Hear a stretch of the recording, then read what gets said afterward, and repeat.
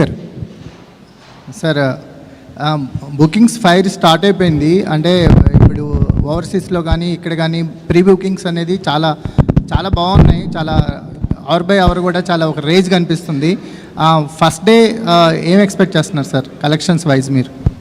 అవన్నీ కాదులే కానీ ఈ మధ్యకాలంలో సినిమాలు తీయటంలో ఫస్ట్ ఛాలెంజ్ ఓపెనింగ్ తెచ్చుకుంటాం. మాకు పెద్ద ఛాలెంజ్ అయిపోయింది. రిజల్ట్ వచ్చిన తర్వాత ఎంత కలెక్ట్ చేస్తుంది అన్నిటికంటే ముందు ఓపెనింగ్ తేవడం ముందు మాకు ప్రైమరీ ఛాలెంజ్ అయిపోయింది. ముందు అదైతే పాస్ అయిపోయాము మీరు అన్నట్టు ఒక బ్యాంక్తో.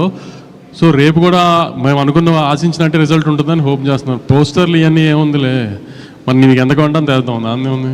నాకా సార్, అంటే ఇప్పుడు ఒక బిగ్గెస్ట్ బడ్జెట్ కదా, నెవర్ బిఫోర్ బడ్జెట్ అని చేస్తుంది కదా, అంటే ఒక నిర్మాతగా ఒక ఫైనాన్షియల్ ఇది ఉంటుంది.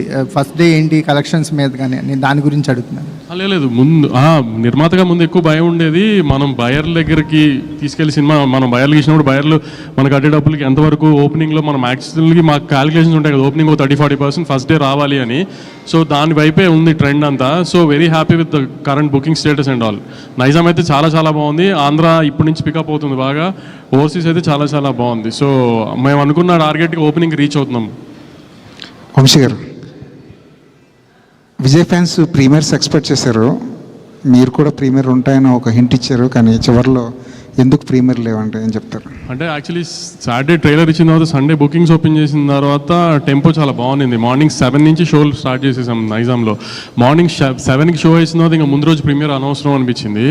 సో కానీ ఇంచుమించుగా యూఎస్లో షో స్టార్ట్ అయ్యే టైం ఇండియాలో 10:30-11 అవుతుంది. ఆ టైంకి స్టార్ట్ అయిపోతుంది. ఇవాళ నైట్ 10:30-11 ఇండియా టైంలోనే యూఎస్లో షో స్టార్ట్ అయిపోతుంది.